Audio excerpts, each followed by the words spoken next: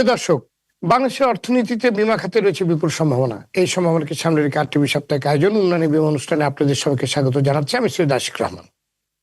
অনুষ্ঠানটি আয়োজনে সহযোগিতা করেছে ন্যাশনাল লাইফ ইন্স্যুরেন্স কোম্পানি, প্রগতি life insurance PLC, pioneer insurance PLC এবং জেনিথ ইসলামী লাইফ ইন্স্যুরেন্স পিএলসি।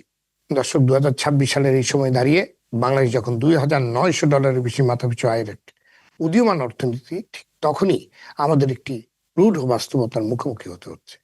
দেশের একটি বিশাল অংশের মানুষ আজ চরম জলবায়ু ঝুঁকি, স্বাস্থ্য সংকট এবং মূল্যস্ফীতির কারণে প্রতিনিয়ত অর্থনৈতিক অনিশ্চয়তার মধ্যে দিয়ে যাচ্ছে।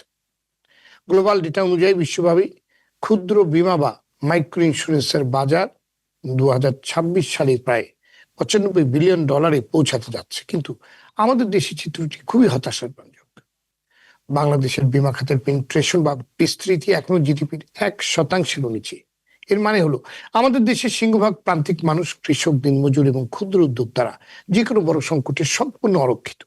একটি আকস্মিক অসুস্থতা, ফসলহানি কিংবা প্রাকৃতিক দুর্যোগ একটি নিম্নবিত্ত পরিবারকে এক নিমেষেই টেনে নামিয়ে দিচ্ছে দরিদ্রের অতল গহ্বরে।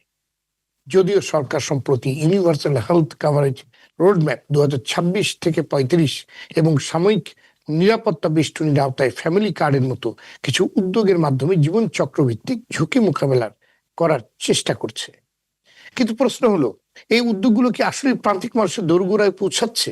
ডিজিটাল ফাইন্যান্স বা মোবাইল ব্যাংকিং এর এই যুগে নিম্ন আয়ের মানুষের জন্য সাশ্রয়ী বিমা বা মাইক্রো ইন্স্যুরেন্স কেন এখনো মূলধারায় জায়গা করে নিতে পারলো না?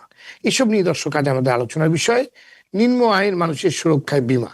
আর এই বিষয়ে আলোচনার জন্য আজ আরটিভির স্টুডিওতে আছেন আমেরিকান ইন্টারন্যাশনাল ইউনিভার্সিটি বাংলাদেশের ব্যবস্থাপনা বিভাগের professor doctor Mohammad Rafiqul Islam Talukdar, prime ইসলামী লাইফ ইন্স্যুরেন্স লিমিটেডের অতিরিক্ত ব্যবস্থাপনা পরিচালক আনিসুর রহমান মিয়া এবং সিনিয়র সাংবাদিক খাজা মাইনুদ্দিন। যাচ্ছে মূল আলোচনায়। ডক্টর রফিকুল ইসলাম তালুকদার, 2026 সালের বর্তমান উচ্চ মূল্যস্ফীতি ও অর্থনৈতিক বাস্তবতায় বাংলাদেশের নিম্ন আয়ের ও অনানুষ্ঠানিক খাতের মানুষের আর্থিক ঝুঁকি কতটুকু বেড়েছে এবং তাদের টেকসই সুরক্ষায় বিমা কি ধরনের ভূমিকা রাখতে পারছে? অর্থনৈতিক সুরক্ষায় বিমার প্রয়োজনীয়তা তো আছে, কিন্তু প্রশ্ন হলো মানুষের সেই সামর্থ্য আছে কি না। মানুষের ইনফ্লেশন তো বৃদ্ধি পেয়েছে ওভার দ্য টাইম, অর্থনৈতিক তো অস্থিরতা আছে। আপনার সরকার যে এখন বাজেট করেছেন সেই বাজেটেও ঘাটতিটা অনেক ব্যাপক এবং ট্যাক্স নেট এক্সপান্ড করা ছাড়া তো আর উপায় নেই সরকারের। এখন ট্যাক্স নেট যদি এক্সপান্ড করতে হয়, কতগুলো মানুষকে তাকে এটা অসন্তুষ্ট করতে হবে। আমার কথাই ধরুন, আমি একজন শিক্ষক, বিশ্ববিদ্যালয়ের অধ্যাপক। আমার একটা পর্যায়ে আমাকে 30% ট্যাক্স দিতে হয়। যে টাকাটা আমি ওই পর্যায়ে দিই, ওটা দিয়েই কিন্তু আমি সারভাইভ করি আসলে। সুতরাং আমার জীবনে প্রভাব ফেলছে এটা, জীবন জীবিকা। সুতরাং আমার বিমা আছে, সেটা আমার ইউনিভার্সিটি করেছে বলে, কিন্তু আমি আমার সন্তানদের বা ছেলে মেয়েদেরও বিমা করতে পারিনি। তো এখন প্রান্তিক পর্যায়ের মানুষের কথা যদি বলেন আপনি, যারা নিম্ন মধ্যবিত্ত, প্রত্যেকেই এটা বিমার প্রয়োজনীয়তাটা অস্বীকার করার তো উপায় নেই। কারণ আমাদের দুর্যোগ আসতে পারে, আমি গাড়ি দিয়ে যাচ্ছি, একটা দুর্ঘটনা করতে পারে, হঠাৎ করে অসুস্থ হতে পারে ফ্যামিলির একজন সদস্য। এটা একটা ক্রাইসিস ম্যানেজমেন্ট। স্টিগলিস যিনি অর্থনীতিবিদ, উনি গুরুত্ব দিয়েছেন একটা দেশের সামর্থ্য নির্ভর করে কতটা সমৃদ্ধ, তার রেসিলিয়েন্স, ইকোনমিটা কতটা রেসিলিয়েন্ট, ক্রাইসিস মোকাবেলার সক্ষমতা। এটা কিন্তু পরিবারের ক্ষেত্রে, মানুষের ব্যক্তি জীবনে, নাগরিক জীবনেও এটা প্রযোজ্য। এই মোকাবেলার জন্য বিমাটা প্রয়োজন, কিন্তু বিমাটা করার জন্য আমার যে বিমা পলিসি একটা বিষয়, ট্রাস্ট একটা সংকট আসে। মানে আমরা এতটা জানি না বলে বাইরে থেকে মনে হয় কিছু স্টোরি আমাদের কাছে আছে। এই স্টোরিগুলো কতটা সত্য, কতটা মিথ, এটা একটু স্বচ্ছতার প্রয়োজন। এটা এই কমিউনিকেশন প্রয়োজন। পাশাপাশি যেটা বললাম যে প্রয়োজন একটা জিনিস, আর একটা হচ্ছে এখানে তো আপনাকে প্রিমিয়াম দিতে হবে ইন্স্যুরেন্স করলে, সেটা দিব। এবং সেটা সামর্থ্যটা আমার যদি সলভেন্সি না থাকে, আমার উপর বার্ডেন যদি আসতে থাকে, ট্যাক্স বার্ডেন, যারা ট্যাক্স দেয় তাদের উপর বৃদ্ধি পায়, যারা ট্যাক্স দেয় না তাদেরকে কালো টাকা সাদা করার সুযোগ দিচ্ছেন। আবাসন খাতে কালো টাকার সাথে করার সুযোগ দিলে তো আরেকটা বুর্জুয়া শ্রেণী তৈরি হবে, আপনি র্যান্ট সেকিং একটা ইকোনমি তৈরি হবে। কালো টাকা সাদা এটা প্রয়োজনীয়তাটাকে অস্বীকার করা যায় না, কারণ টাকাটা তো ইউটিলাইজ করতে হবে, অথবা এটা তারা বাইরে টাকাটা পাচার করে দিবে, তো সে যদি ব্যবহার করতে না পারে এটা মেইন স্ট্রিমে আনা দরকার, কিন্তু সেটারও তো একটা প্রক্রিয়া আছে। সেটা যদি আমরা প্রস্তাব দিয়েছিলাম আমার একটা গবেষণায়, যেটা যদি ইউনিভার্সিটিতে আনা যেত, যেমন আমাদের উদ্যোক্তা উন্নয়ন বিশ্ববিদ্যালয়ে পড়াই ছাত্রদের প্রতি সেমিস্টারে কিছু ভালো আইডিয়া আসে, এতে করে কর্মসংস্থান সৃষ্টি হতো। হাজার হাজার এই স্টার্ট আপগুলো স্টার্ট করলে, এই নতুন আইডিয়াগুলা মার্কেটে নিয়ে যেতে পারলে হাজার হাজার তরুণ ছেলেমেয়ের কর্মসংস্থান হতো, এবং এটা একটা সাইকেল আপনার চেইন আকারে চলতো, আরও কর্মসংস্থান, আরও স্টার্ট আপ তৈরি হতো এর মাধ্যমে। তখন হতো কি, আপনার এটা বিমার সাথে সম্পর্কটা হচ্ছে মানুষের এই চাকুরি পাওয়ার সাথে, কাজের সুযোগ পাওয়ার সাথে আপনার বিমার সম্পর্ক আছে। বিমা করতে হলে তো আমার পারচেজিং পাওয়ার বৃদ্ধি করতে হবে, অথবা সরকারকে এখানে একটা কোঅপারেশন করতে, পলিসি সাপোর্ট দিতে হবে। সার্বজনীন বিমা সেটা তো নেই, সার্বজনীন বিমা পলিসি থাকলে না নিম্ন মধ্যবিত্ত এই সুযোগটা পেত। বিমা কোম্পানিগুলোর কমিটমেন্ট কি, এখানে একটা কমিউনিকেশন ডেভেলপমেন্ট কমিউনিকেশনের গ্যাপ আছে। তারা যে প্রিমিয়ামগুলো দেওয়া হবে, দেওয়ার পরে আমার যখন ক্রাইসিস হবে আমি সেটা কি যথাসময়ে উত্তোলন করতে পারবো, নাকি এখানেও বিউরোক্রেটিক কিছু ঝামেলা আছে, ট্রাস্টের একটা বিষয় আছে এই বাট এটা প্রসপেক্ট এটার আছে, প্রসপেক্ট আছে। আমাদের দেশে, বাংলাদেশের প্রেক্ষিতে জনসংখ্যা বেশি এবং ক্রাইসিসও এখন প্রাকৃতিক দুর্যোগও বৃদ্ধি পাচ্ছে, ম্যানমেড দুর্যোগও, মানুষসৃষ্ট দুর্যোগও বৃদ্ধি পাচ্ছে। এই অবস্থায় স্বাস্থ্য ঝুঁকির বিষয় আছে, দুর্ঘটনার বিষয় আছে, প্রাকৃতিক বন্যা, খরা এবং ক্লাইমেট চেঞ্জের একটা ইফেক্টের কারণে। জি, আপনার কাছে পরবর্তীতে আমি আবার আসবো। জনাব আনিসুর রহমান মিয়া, বিশ্বব্যাপী ক্ষুদ্র বীমা বা মাইক্রো ইন্স্যুরেন্সের বাজার যেখানে $95 বিলিয়ন পৌঁছেছে, সেখানে বাংলাদেশের প্রান্তিক মানুষের কাছে জীবন বীমা বা সাধারণ ক্ষুদ্র বীমার গ্রহণযোগ্যতা এবং বর্তমান বাজার কেমন? আপনাকে প্রথমেই বলে রাখি, ক্ষুদ্র বীমার প্রবর্তক কিন্তু বাংলাদেশ এবং delta life insurance company limited. এই মডেলটা আজকে সারা পৃথিবী জুড়ে তারা মডেল হিসেবে নিয়েছে। বীমার বাজার হিসেবে বাংলাদেশ আমার কাছে মনে হয় যে এশিয়া মহাদেশের মধ্যে সবচেয়ে বড় বাজার। আপনি ভালো করে জানেন যে বাংলাদেশের বীমার বড় বাজার থাকা সত্ত্বেও এই বাজারটা আমরা ছোট বীমাই হোক আর বড় বীমাই হোক আমরা ধরতে পারছি না। অনেকগুলো কারণ ইতিমধ্যে আমাদের স্যার বলেছেন।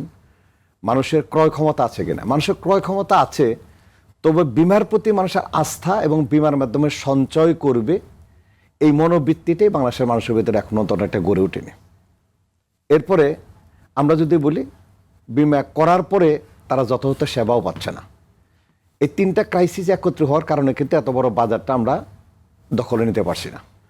ক্ষুদ্র বীমা বাংলাদেশের জন্য সবচেয়ে উপযোগী জায়গা। এখানে 85% মানুষ দিনমজুর, রিক্সা চালক বা প্রতিদিন আয় করে এমন মানুষের সংখ্যা সবচেয়ে বেশি। ক্ষুদ্র বীমা কিন্তু আসলে কোনো বিলাসিতা না, আমরা পরিষ্কার ভাষায় বলতে পারি ক্ষুদ্র বীমাটা প্রান্তিক মানুষের জন্য, গরিব মানুষের জন্য একটা ডাল হিসাবে, সঞ্চয়ের না হইয়া একটা ডাল হিসাবে কাজ করে। একটা পরিবার প্রধান সে ক্ষুদ্র আয়ের হলে হঠাৎ করে অসুস্থ হয়ে পড়েছে, দেখবেন তার পুরো পরিবারটাই অসুস্থ হয়ে পড়েছে আর্থিকভাবে। আর যদি কোনো কারণে এক্সপায়ার করে তার পুরো ভোটটাই ধ্বংস হয়ে যাচ্ছে। একটা দিনমজুর, একজন কৃষক, প্রতিদিন যারা আয় করে, গার্মেন্টস ফ্যাক্টরিতে যারা আছে, তাদের কিন্তু মাসে যা আয় করে তার পুরোটাই শেষ হয়ে যাচ্ছে। এই ক্ষেত্রটাই যদি আমরা ঠিকমতো কাজ করতে পারি তাহলে বাংলাদেশের অর্থনীতির চাকাটা কিন্তু আরো সচল হবে। এবং আপনাকে একটু বলে রাখি যে বাংলাদেশের বিভিন্ন এনজিও কিন্তু তারা লোন দিচ্ছে, ব্র্যাক বলেন, আশা বলেন, অন্যান্য এইগুলো, তারা কিন্তু লোনের এগেনস্টে তারা ইন্স্যুরেন্স কাভারেজ দিয়েই তো কিন্তু তারপরে তাদের কাছে লোনটা দিচ্ছে। কিন্তু তারা এটা কাজটা কিন্তু ইন্স্যুরেন্স কোম্পানির, এটা কিন্তু এনজিও না। কেন তারা এটা করছে? এটা সরকারের হস্তক্ষেপে বড় প্রয়োজন, কারণ ইন্স্যুরেন্স কোম্পানিকেই দিতে হবে কাজ। তো এখন এই যে ইন্স্যুরেন্স কোম্পানির মাধ্যমে বীমা না করার কারণে সাধারণ মানুষের কাছে বীমার বার্তা পৌঁছানোর জন্য যদি এনজিওগুলো মুখ্য ভূমিকা পালন করে, তাহলে এখানে একটা বীমার যে মূল প্রবাহ সেটা ক্ষতিগ্রস্ত হচ্ছে। তো এই যে ব্র্যাক, আশা বা তারা যে আজকে কাজগুলো করে যাচ্ছে, এই কাজগুলো যদি ইন্স্যুরেন্স কোম্পানির মাধ্যমে করতো তাহলে কিন্তু জনগণের একদম দূরগোড়ায় কিন্তু ইন্স্যুরেন্সের বার্তাটা পৌঁছে যেত। এই সম্ভাব্যকে কাজে লাগিয়ে আজকে ধরেন ডিজিটাল প্ল্যাটফর্ম বাংলাদেশে, আজকে আমরা ডিজিটাল বাংলাদেশে স্মার্ট বাংলাদেশে যাচ্ছি, কিন্তু দেশের 80 থেকে 90% গরিব মানুষকে যারা দিন আনে দিন খায় এদেরকে বিমার আওতায় না আনে আপনি স্মার্ট বাংলাদেশ গড়বেন বা অন্তর্ভুক্তিমূলক বাংলাদেশ করবেন, এটা কিন্তু আমাদের জন্য একটা কঠিন বিষয়, চ্যালেঞ্জ আমাদের জন্য আর কি। তো বিমা একটা যেমন সঞ্চয়, এটা দেশের ক্ষেত্রে অপরদিকে কিন্তু যে মানুষটা বিমা করছে তার পরিবারের জন্য কিন্তু তার মানব ডাল, এটা একটা ডাল, আমি ডাল বলবো এই অর্থে যে সুরক্ষার একটা ডাল হিসাবে আমরা এটাকে বিলাসিতার মধ্যেই নিয়ে নিতে পারি না। বিমা কোনোদিনই বিলাসিতা না। বিমা মূলত আমরা যারা অর্থ সম্পদের মালিক আছি তারা সম্পদের রক্ষায় সাধারণত বিমা করে, কিন্তু জীবন বিমার মূল প্রয়োজন কিন্তু আমাদের প্রান্তিক লোকের, যারা আমরা 80% লোক দৈনিক আনি দৈনিক খাই। তো এই সম্ভাবনাকে কাজে রেখে যদি আমরা বিমার সেবা ভালো করে চালু করতে পারি, অপরদিকে বিকাশ, নগদ এবং এই আরো যে সমস্ত ডিজিটাল প্ল্যাটফর্মে এখন টাকা লেনদেন হচ্ছে, এখানে 10 থেকে 12 কোটি অ্যাকাউন্ট আছে এখন নগদ, বিকাশ বা অন্যান্য আরো একটা প্ল্যাটফর্ম যেগুলো আছে। এইখানে যদি আমরা তাদের সাথে পার্টনারশিপে অথবা সরকার পার্টনারশিপে 10 টাকা, 20 টাকা বা 30 টাকা মাসিক অথবা সাপ্তাহিক কোনো মডেল তৈরি করে তাদের মাধ্যমে প্রিমিয়াম কালেকশন করা এবং তাদের মধ্যে ক্লেম সেটেল করা হয়। টাকা আনার সময় সহজ আমরা পথ করি, কিন্তু দেওয়ার সময় কিন্তু আমরা সহজ পথটা করি না বিমা শিল্পে, এটাও কিন্তু একটা বাধাগ্রস্ত আমাদের। তো আমরা যারা আজকে বিমা কোম্পানিতে কাজ করে যাচ্ছি, আমি দীর্ঘদিন আপনার সঙ্গে এখানে টকশোতে এসে বহুবার বলেছি একটা সম্ভাবনা বাংলাদেশ বিমার জন্য, যে জায়গাটা আমরা দখল করতে পারছি না, শুধুমাত্র মানুষকে বিমার বোঝার আওতায় এখন মতো আনতে পারিনি, সার্ভিসটা ভালো দেওয়া যাচ্ছে না, অপরদিকে সরকারের সহজতা এবং আন্তরিকতার অভাবের কারণেই এই জায়গাটা আমরা দখল করতে পারছি না। আপনাকে ধন্যবাদ। জি, ধন্যবাদ আপনাকে জনাব খাজা মঈনুদ্দিন। অসুস্থতা, ফসলহানি বা দুর্ঘটনার পর একটি নিম্নবিত্ত পরিবার ঋণগ্রস্ত হয়ে দারিদ্র্যের বৃত্তে আটকে যায়, বিমা সেবা কি তাদের এই বিপর্যয় থেকে রক্ষা করতে পারে? অবশ্যই পারে, কিন্তু এখানে দেখেন বাংলাদেশে একটা বড় সমস্যা হচ্ছে যে আমরা একটা কোনো কিছু স্কিম যখন নেই, একটা আত্মপ্রসাদে ভোগার টেন্ডেন্সি আমাদের আসে জাতি হিসেবে। ফর এক্সাম্পল, সরকার যে সোশ্যাল সেফটি নেটের টাকাগুলো দেয়, এটা অনেক টাকা খরচ হয়, কিন্তু এটা লিকেজ আছে, এটা সমস্যা আছে, সব আমি মেনে নিলাম, তারপরে কিন্তু একটা বড় সংখ্যক মানুষের উপকার হয়। এই ধরনের সেফটি নেটটা শুধু বাজেটের উপর চাপ না রেখে এটার সাথে কিন্তু মাইক্রো ইন্স্যুরেন্স বা ক্ষুদ্র বিমার কোরিলেশন করে দেওয়া যেত। আমার পূর্ববর্তী বক্তা বলেছেন যে কোনো ক্ষেত্রে এনজিওগুলো করে এটা ইনফর্মালি করে, তারা কিন্তু ঠিক স্বীকার করে না, আইন তাদেরকে কিন্তু সমর্থন দেয় না ইন্স্যুরেন্স করার জন্য। তাদের একটা আর্গুমেন্ট হচ্ছে যে এটা গরিব মানুষ সমস্যার মধ্যে থাকে, আমরা একটা ইন্স্যুরেন্স কাভারেজের মধ্যে রাখি, যদি কোনো অ্যাক্সিডেন্ট হয় তাহলে এক ধরনের সমর্থন আমরা দিই। ইন্স্যুরেন্স আমরা বলি না, কিন্তু প্র্যাকটিক্যালি জিনিসটা ইন্স্যুরেন্স, সেটা একটা থাকে। আর আমি যেহেতু ব্র্যাকের কথা এসছে, ব্র্যাক এবং আরও দু একটা প্রতিষ্ঠান আছে যারা কিন্তু দু একটা ইন্স্যুরেন্স প্রতিষ্ঠানের সাথে মাইক্রো ইন্স্যুরেন্স করছে। আমি রিসেন্সির কারণে নাম বলছি না তাদেরকে। আমি একটা স্টোরি বলি, সেটা হলো একটা ইন্স্যুরেন্স কোম্পানি একটা টেলিকম কোম্পানির সাথে টাই আপ করে এই 100 টাকা বা 150 টাকার একটা মাইক্রো ইন্স্যুরেন্স অফার করেছিল। কক্সবাজারের ঘটনা খুব সম্ভবত।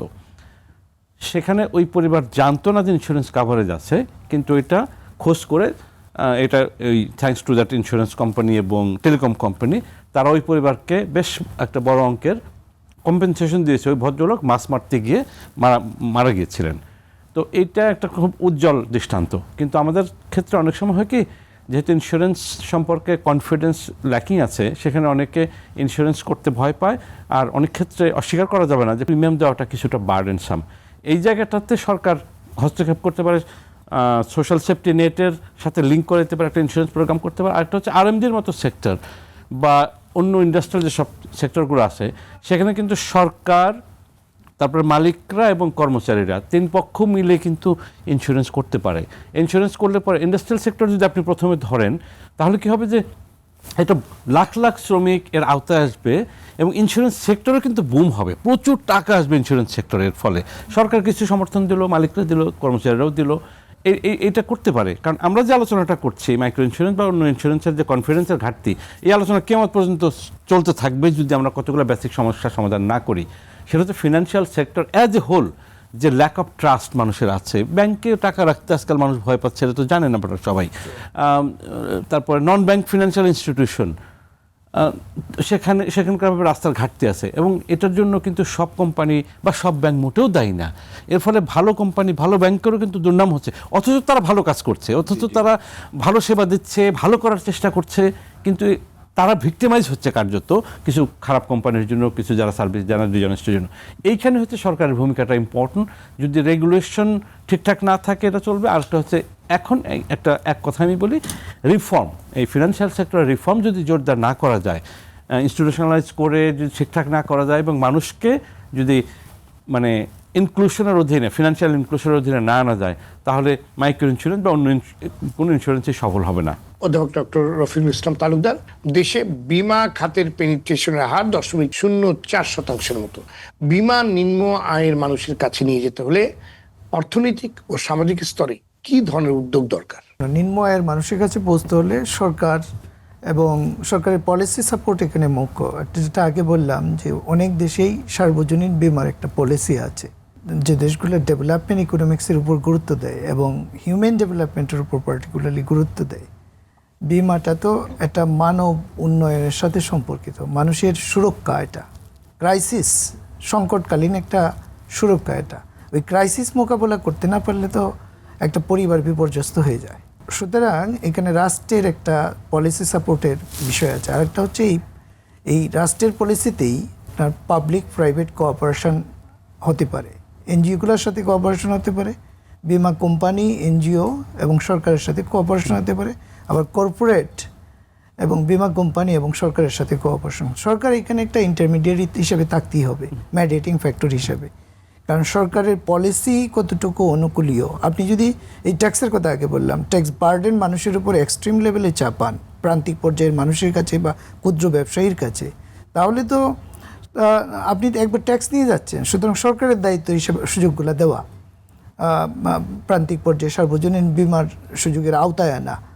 আর একটা হচ্ছে যে আপনার বিমা কোম্পানিগুলোর দিক থেকে তাদের মেসেজটা ডেভেলপমেন্ট কমিউনিকেশন যেটাকে বলে, মেসেজটা ট্রাস্টওয়ার্দি এবং ট্রান্সপারেন্ট ওয়েতে এবং মানুষের সহজবোধ্য করে মানুষের কাছে পৌঁছানো সেই ক্ষেত্রে তার সহনীয় পলিসি বিমা কোম্পানিগুলোরও তৈরি করতে হবে। প্রিমিয়ামটা কতটুকু হবে এবং সেটা কতটুকু তার মাইক্রো লেভেলে ভেঙে কতটুকু দিতে পারবে এবং টলারেন্স লেভেলটা কত। কোনো প্রিমিয়াম যদি ভেঙে যায় তাহলে কি তার বিমা ক্ষতিগ্রস্ত হবে কিনা, এবং তার সঙ্গে কাউন্সেলিং। কারণ আমি বিমা করা পর্যন্ত তার সঙ্গে মার্কেটিং যোগাযোগ রাখলাম, বিমা হয়ে গেল তার সঙ্গে আমার কোনো কানেকশন নেই। এটা অন্যদের উপর ট্রাস্টের ব্যাঘাত ঘটে। অন্য যারা আছে তারা এটা আস্থা পায় না যে কোম্পানি আসলে আসছিল সেই যখন কাগজ সাইন করার জন্য, তারপরে চলে গিয়েছে। একটা দীর্ঘ সময় তার প্রয়োজন নাও লাগতে পারে, কিন্তু এতে করে অন্যদের উপর ট্রাস্টটা গড়ে ওঠে না। এই ট্রাস্ট বিল্ড আপটা খুব গুরুত্বপূর্ণ। আমি পরশুদিন একটা পলিসি আলোচনায় ছিলাম, 3 জন রাষ্ট্রদূত ছিলেন নর্ডিক কান্ট্রিগুলার বাড়িধারায়। সেখানে ডেনমার্কের যিনি অ্যাম্বাসেডর, উনি পার্টিকুলারলি এই কথাটাই বলছিলেন যে ট্রাস্ট বিল্ড আপ আমাদের মানে তার দেশের সবচেয়ে বড় সম্পদ হচ্ছে সরকারের উপর জনগণের একটা ট্রাস্ট আছে, জনগণের উপর ট্রাস্ট আছে, প্রতিষ্ঠানগুলো ইনস্টিটিউশনগুলোর উপর ট্রাস্ট আছে। এই ট্রাস্ট বিল্ড আপটা ইনস্টিটিউশনগুলোর উপর, বিমা কোম্পানিগুলোর উপর যাতে মানুষের আসে এবং সরকারের উপরও। সরকার তো এখানে রেগুলেটরি বডি আছে যেটাকে বলে insurance development and regulatory authority. 2010 সালে যে আইন হয়েছে, যার মাধ্যমে এই অথরিটিকে এম্পাওয়ার করা হয়েছে এই বিষয়টাকে, বিমা নীতিগুলো বা অন্যান্য বিষয়গুলো ফ্যাসিলিটেট করার জন্য। সরকার সেই অথরিটিটা রেগুলেটরি না হয়ে ফ্যাসিলিটেটরির ভূমিকা প্রয়োজন। রেগুলেশন মানে তো আপনি রুলস করলেন, রেগুলেশন করলেন, কিন্তু তাতে করে আসলে শাসক এবং শাসিতের ব্যাপার হয়ে যায়। কিন্তু কোম্পানিগুলো তো শাসিত হওয়ার বিষয় না, এগুলো কোম্পানিগুলোকে সামর্থ্য বৃদ্ধি করতে হবে, তার ট্রাস্ট বিল্ড আপে সহায়তা করতে হবে সরকারকে, এনাবলিং পলিসি তৈরি করতে হবে। একই সঙ্গে যেসব কোম্পানি কমপ্লাই করবে না, নীতিগুলা স্বচ্ছতা রাখবে না বা জবাবদিহিতা থাকবে না বা কমিটমেন্ট জনগণের কাছে রাখবে না বা প্রতারণার আশ্রয় নেবে, তার বিরুদ্ধে খুব শক্ত ব্যবস্থা নেওয়া দৃষ্টান্তমূলক, এটাও প্রয়োজন। জনাব আনিসুর রহমান মিয়া, প্রান্তিক মানুষের একটি বড় অভিযোগ হলো বিমার মেয়াদ শেষে বা দাবির টাকা সময় মতো পাওয়া যায় না। নিম্ন মানুষের আস্থা ফেরাতে আপনাদের কোম্পানি বা সামগ্রিক বিমা খাত দাবি পরিশোধ প্রক্রিয়া সহজ করতে কি পদক্ষেপ নিচ্ছে? বিমা গ্রাহক একটা দীর্ঘমেয়াদী বিশ্বাস নিয়ে ইন্স্যুরেন্স কোম্পানিতে তার বিমাটা বা পলিসিটা করেন। আমাদের দেশে সাধারণত 10, 15, 20 বছর এই 3 মেয়াদের বিমাই বা মাঝামাঝি কোথাও আমাদের মেয়াদগুলো হয়। তো দীর্ঘ 10 বছর, 15 বছর, 20 বছর একটা মানুষ কষ্ট করে নিয়মিত প্রিমিয়াম চালানোর পরে খুব স্বাভাবিকভাবে তার একটা চিন্তা থাকে এতদিন পর আমার বিমাটার মেয়াদ শেষ হবে, সেই টাকাতে সে কোনো না কোনো একটা কাজ করবে, হয় জমি ক্রয় করবে, না হলে পরে মেয়ের বিয়ে দেবে, অথবা ছেলেকে লেখাপড়া করাবে ইত্যাদি। সেই ক্ষেত্রে যদি যথাসময় সে টাকাটা না পায়, একটু আগে স্যার বলছিলেন, এটাই বিমা কোম্পানির সবচেয়ে বাংলাদেশের বড় মানে দুর্বল জায়গার মধ্যে আছে, যে গ্রাহক 10-15 বছর পরে যেদিন টাকা তার পাওয়ার কথা, সেদিনই টাকাটা পৌঁছানো বিমা কোম্পানির ব্যবসা বৃদ্ধির জন্য প্রধান হাতিয়ার। কিন্তু আপনি ভালো করেই জানেন যে বাংলাদেশের নানাবিধ কারণেই আজকে এই সার্ভিসটা বিমা কোম্পানিগুলো দিচ্ছে না ঠিক তা না, তবে ঘাটতি রয়েছে। এই যে ঘাটতি রয়েছে, এটা পূরণ করার জন্য আসলে তো বিমা কোম্পানির নিজেদের ব্যবসার বৃদ্ধির জন্যই গ্রাহকের টাকা যত সময় দেওয়া দরকার, যথেষ্ট সেবা দেওয়া দরকার। কারণ বিমা কেউ করতে চায় না, বিমা এক ধরনের ডুর টু ডুর যেয়ে তাকে বুঝিয়ে তারপরে বিমা বিক্রি করে। মানুষের ব্যবসা অনেক কষ্টসাধ্য কাজ। তো এখন এই টাকাটা যখন গ্রাহক 10-15 বছর পরে দিয়েছে, তখন যথাসময়ে যদি কোম্পানিগুলো নিয়মিত তার গ্রাহকের সেবাটা বা টাকাটা দিয়ে দেয়, তাহলে কিন্তু ভবিষ্যতে ওই গ্রাহকের বাড়িতে আর 5টা-10টা বিমা তার মাধ্যমেই তৈরি হয়ে থাকলো। কিন্তু অধিকাংশ বিমা কোম্পানি এই জায়গায় ফেল করছে। ফেল করার পিছনে কারণ তারা হয়তো কোম্পানির বা গভর্নমেন্টের যে সমস্ত রুলস রয়েছে, টাকা প্রিমিয়াম এনে কোথায় ইনভেস্ট করবে, কী পরিমাণে ইনভেস্ট করবে, এইগুলো একটা যেমন সমস্যা রয়েছে। অপরদিকে বিজনেস প্রকিউরমেন্টে তারা অনেক ধরনের খরচ বাড়িয়ে রেখে ম্যানেজমেন্ট এক্সপেন্স হাই করে গ্রাহকের প্রদেয় টাকাটা যথাসময় দেওয়ার জন্য যথেষ্ট ফান্ড ক্রাইসিস অনেকগুলো কোম্পানি ভুগছে।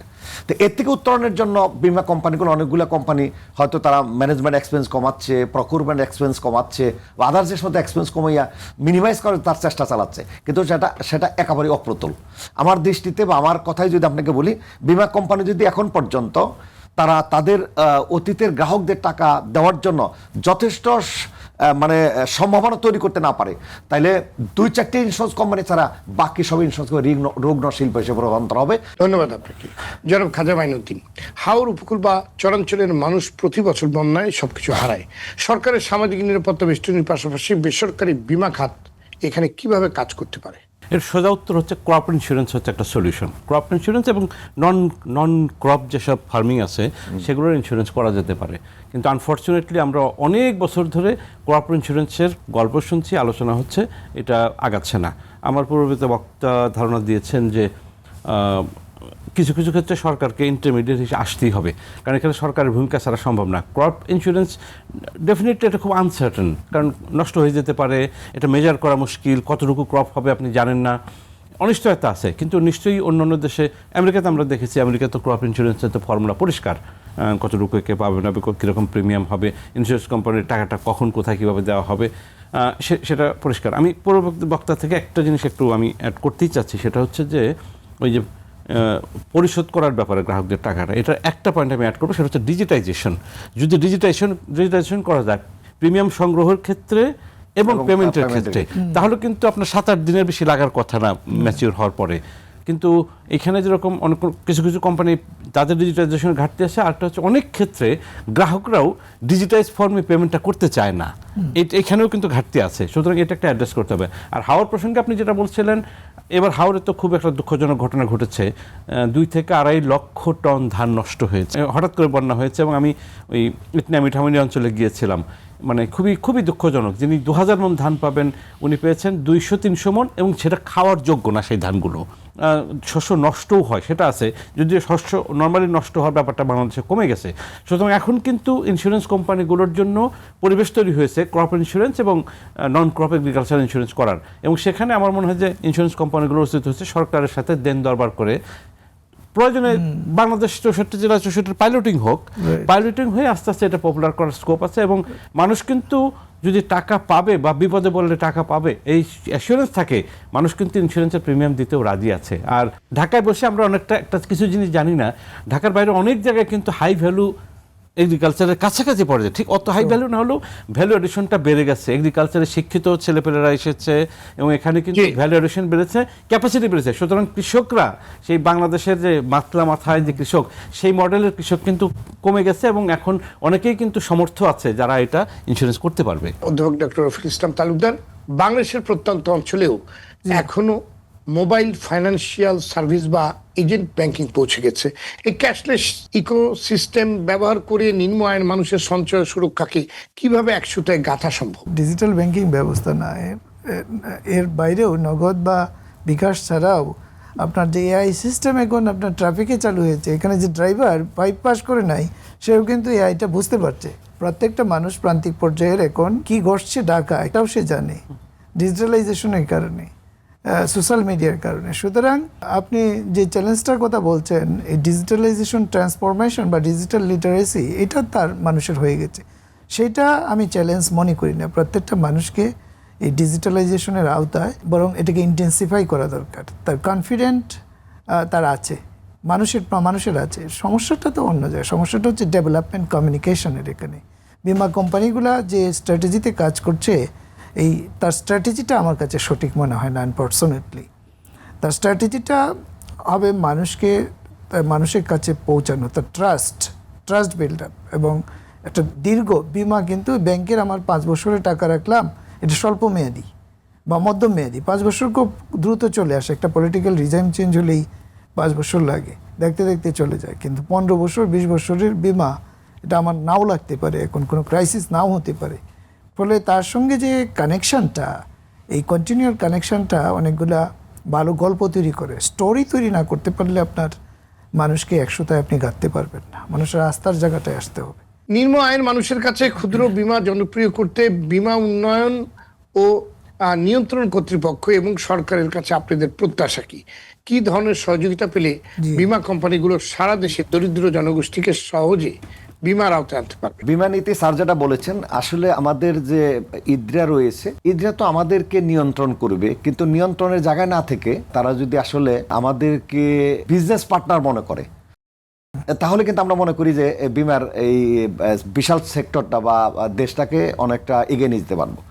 কেননা আপনি যদি আমার শুধু নিয়ন্ত্রণ করতে চান, তাহলে তো আমি দিশাহার হয়ে যাবো অনেক ক্ষেত্রে। কারণ আপনার আইন মানতে মানতে মানতে মানতে আপনার নির্দেশ মানতে মানতে আমার যে বিজনেস পলিসি সেটা থেকে আমি দূরে চলে যাবো। খবরদারি যদি সারাক্ষণ তারা করতেই থাকে, তাহলে তো আমার বিজনেস পলিসিটা আমি কখন মেকিং করবো? কি সুযোগ সুবিধা আপনাদের দেওয়া হলে এই ক্ষুদ্র বীমায় নিম্ন আয়ের মানুষের কাছে আপনারা পৌঁছতে পারবেন? ইন্স্যুরেন্স কোম্পানি প্রথম ট্রাস্ট তৈরি করতে হবে, কিন্তু এটা কিন্তু বিকল্প কিছু নেই, আমরা যতভাবেই কথা বলি না কেন। কারণ ইন্স্যুরেন্সের চুক্তিটা সরল বিশ্বাসের চুক্তি। বীমা ব্যবসার গ্রাহক পর্যন্ত এবং প্রান্তিক পর্যায়ে পৌঁছার জন্য মুখ্য ভূমিকা বা 80% ভূমিকা কিন্তু ইন্স্যুরেন্স কোম্পানিকে পালন করতে হবে, আর বাকি 20% পালন করবে হলো ইদ্রা। এই নিয়ন্ত্রিত সংস্থার যে কাজটা করলে সবচেয়ে বেশি ভালো, আমি মনে করি। আপনি বোধহয় এটাও জানেন যে বাংলাদেশের বীমার যারা বর্তমানে বিক্রেতা, আমার এজেন্ট যাদেরকে আমরা ডাকি আর কি, আপনি যদি খুব ভালো করে এইটা সম্বন্ধে ঠিক আপনি মাঠে নামেন জানার জন্য, তাহলে দেখবেন বেলায় আমাদের প্রায় সিংহভাগ এজেন্ট তারা খুব বেশি জানাশোনা এবং শিক্ষিত মানুষ না। এই শিক্ষিত ছেলেপেলারা ইউনিভার্সিটিতে পাশ করে বা কলেজ থেকে পাশ করতে ইন্স্যুরেন্স কোম্পানিতে চাকরি করবে, এইটা কিন্তু ইন্স্যুরেন্স কোম্পানি যতই চেষ্টা করতেছে তারা কিন্তু কোনোভাবে এদিকে আসছে না। তারা একটা বিমুখ হচ্ছে নানাবিধ এই প্রপাগান্ডই বলেন, সামাজিক অবক্ষয় বলেন, এই কারণে হচ্ছে না। তো সরকার এইখান থেকে দুটো বিষয় চিন্তা করতে পারে। একটা হলো যারা ইউনিভার্সিটি কলেজ থেকে বের হবে, এই বীমা শিল্পের চাকরিটাও যে একটা তার জন্য স্বনামধন্য চাকরি হতে পারে, এই বিষয়ে একটা প্রচারণা এই দিক থেকে চালানো দরকার।